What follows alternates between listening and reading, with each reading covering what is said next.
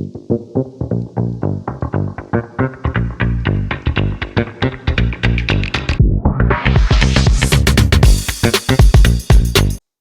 guys, I'm Vince. This is Ricardo, and this is Two Guys Talking Booze. Welcome, Vince. Welcome back. Great to have you back. I had to come back. Drove all the way down from the 954 to be here again. I grew up in the 954. Cooper City. What? Las Olas. That's all. Yeah. Finger tight. It is Easter Sunday. So that's why I'm wearing my Easter coat. I got this for Paris. Isn't this fancy? It's very nice. Austin Burke, Italian. Italian, very nice. Yeah, very nice threading. Yeah, it's wool material. Yeah. Very light on me. So I wanted the world premiere today on Easter Sunday, and of course our shirt from Whiskey X. That doesn't scan. It doesn't scan. So, but it, I try.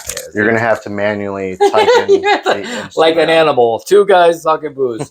Welcome back, man. It's good to have you. It's good to be here. So last time you were here, we did a bourbon, a New York Hudson. It was delicious. Great. And so you're really into bourbons. I'm excited to have you back. What do you have for us today?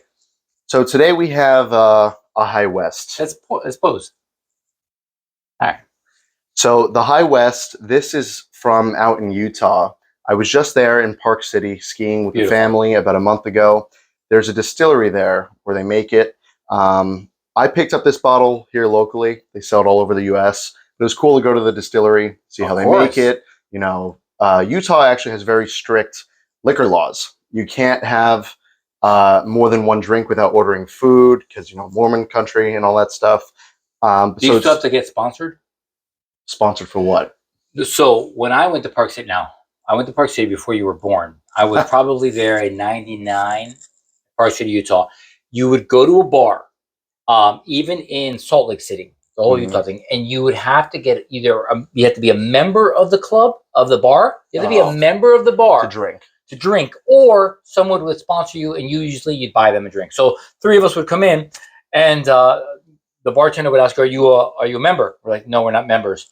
And he goes, "Someone sponsor these guys?" To write off, and someone would go like this, and we're like, "We'll have three, blah blah blah, and one for him." Yeah, you don't have to do that anymore. It's so crazy. They've loosened the laws a little bit, especially with beer. They've raised the alcohol content, but it's still crazy. You have one drink at the bar, very dull, I guess. And if you want to order a second one, you have to order food. Very, very strict. But that's their thing. You have to respect it. You go to their state. You got to follow their rules. But it's just interesting. They make such good whiskey. Amazing. In a state that's not very friendly towards alcohol in general. And Park City's beautiful. Park City is beautiful. Great skiing. I was lucky the first 2 days we had amazing powder.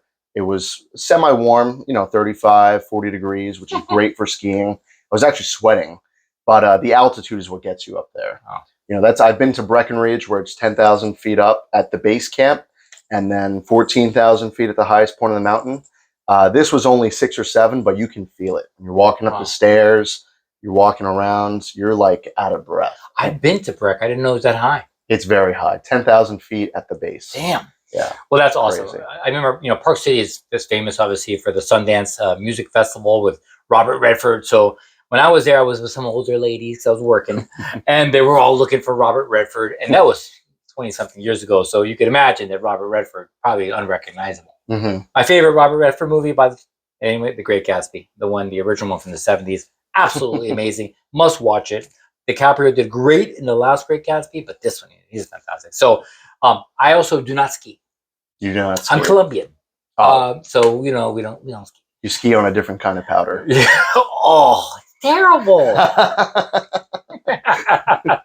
I have tried skiing. I tried skiing in Panorama in Canada, in Alberta. And I also tried snowboarding in the Catskills. Oh, wow. Both of them went poorly. I could imagine. Yeah. I've been skiing since I was about 4 years old, maybe. I had pictures of my dad and my uncle holding me on a leash like a little dog going down the mountain. Wish we could return to those days. That's amazing. I'm forever stuck in intermediate territory. I go down blacks, no moguls, but I try to go at least once a year now. Obviously, there's no snow here in Miami, but I'd like to go once a year. I've been going the past couple.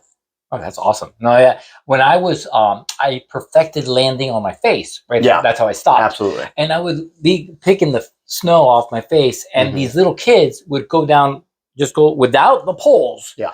Just whiz past me, looking at me like, what is that guy doing? Like, the bowling pins go right past you. That's what I see them as. If you can't stop and you're flying down 100 miles an hour, you see little kids, those are free game. Is there a point system? There is. There good. are. That's important. Yeah, there are. The younger, the more points. That's nice. See, you only learn that stuff here on the Two Guys Talking Blues podcast. So let's get this cracking. I'm dying to try the double rye. For those of you who don't know what a rye is, it's a fast-growing annual grass with flat blades that's cultivated for its edible grain, and that also has a cover crop. It is a member of the Poaceae family and is related to wheat and barley. So that's why when they make these whiskeys out of rye, it is a total set. That's a more decent pour. Look at this. I don't know if you guys remember 2 weeks ago, he would have filled this glass. I only ever pour doubles, and I even poured a 2.5er last time. It took a while to recover. He's very generous with his whiskey, and for that, we thank you. So this is a blend of straight rye whiskeys, and double rye. It's aged 2 years, and the whiskey is ranging in from 2 to 7 years, right?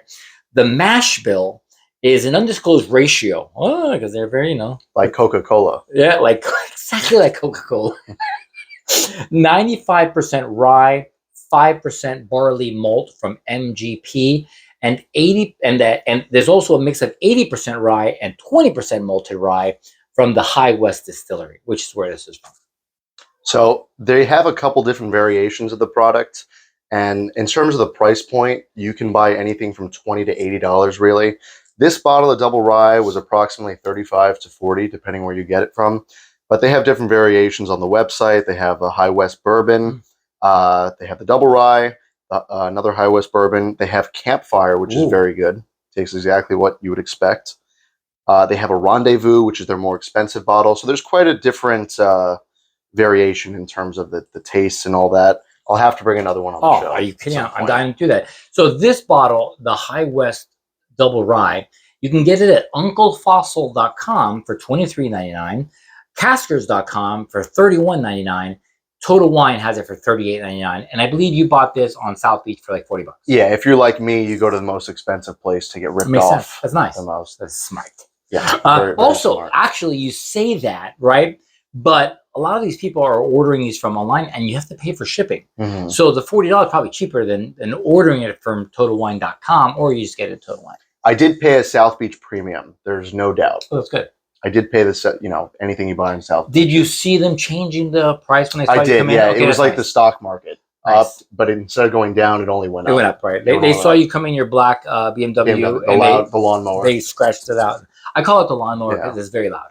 It's not like a Honda Civic loud though. No. It's tasteful, and it's a 6-speed manual, so no one can say anything about it. It's an acquired taste. It's an acquired taste, just like our whiskey selection. So this is the second rye on the Two Guys Talking Booze podcast, and some of you may not remember. So we did an Angel's Envy in episode 47 for the 4th of July last year. Now, what you may have not have missed from that episode is that he gave us that bottle. He gifted the bottles of the show from behind the scenes. We enjoyed it. We did give him a shout out, and I'm pretty sure. Hopefully. If not, right now. Yeah, there's a shout. So thank you. So our second rye, and I'm excited. So let's do it. So first of all, we're looking at it. The color is a golden hay. A little bit lighter than the bourbon. The other one was a Hudson. Golden brown. Yes. This is a golden hay, and this is very golden. Yes. It's totally distinctive. So to the nose, what do we got? Not as strong as the... No, you're right. So the description says light hay, pine, a touch of oak. The other one was a lot oakier. Yeah. And the slightest of rye spice and fresh dill. Fresh dill. Pickles. Like pickles. Interesting. Take a sip. Yeah, let's do it. Cheers. Cheers, brother.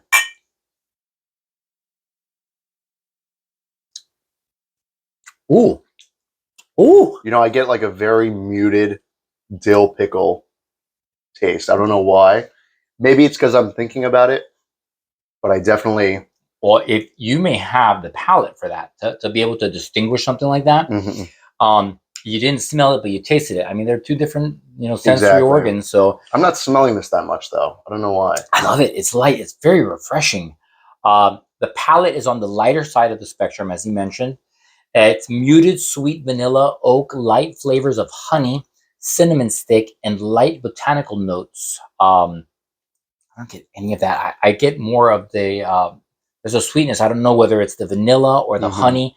I can't discern between the two of them because, again, I don't know.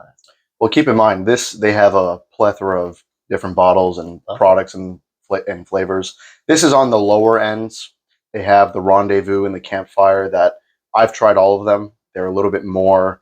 There's more of an experience there. I guess you can identify more of the different spices and stuff on your palate. But this one is still very good. Again, I love rye. No, delicious. It's 46%, 92 proof. This will, even though it's light, gives you a punch. It really warms you up also. Like I felt the warming. Yeah, in your stomach. Yeah, it tickles you a little bit. Yeah, there's like a flash of sweet rye spice from start to finish. And it's like, it really gets it. So this bottle is beautiful. I don't know. We saw the engraving on the actual bottle where it says the distillery, the High West Distillery. And you had something you wanted to tell me about one of the investors of High West So Distillery. Something a lot of people don't know about. It's not. It's a fairly new brand. Not too many people know about it. I see it in a lot of liquor stores. It's definitely popping up. But I think that's due to Shaun White, actually, the famous Olympic snowboarder. He's actually a recent investor in this in the High West brand. And something I'm reading here on Forbes is that he's partnering with High West Distillery to help drive awareness of their Protect the West campaign, which aims to donate $1 million to several conservation and environmental groups. Wow! So, Olympic snowboarder turned philanthropist. That's awesome. Who would have guessed? But he's a major sponsor and investor of this brand. Obviously, Shaun White is a great athlete. So I think it'll start popping up a lot more throughout the country. Just throwing it out there. I don't know if it's going to stick. Shaun White, if you're watching this and you want to join the Two Guys Talking Blues, we can move over on the bench and you can sit right here. I can leave. I can leave. You know what? I can leave too.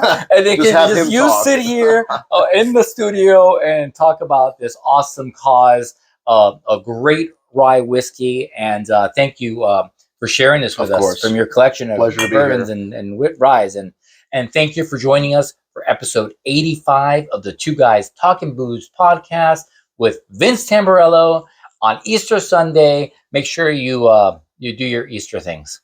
Go find those eggs. Wait, isn't it the Groundhog Day? Anyway, go find those days. All right. Good. That was a good one.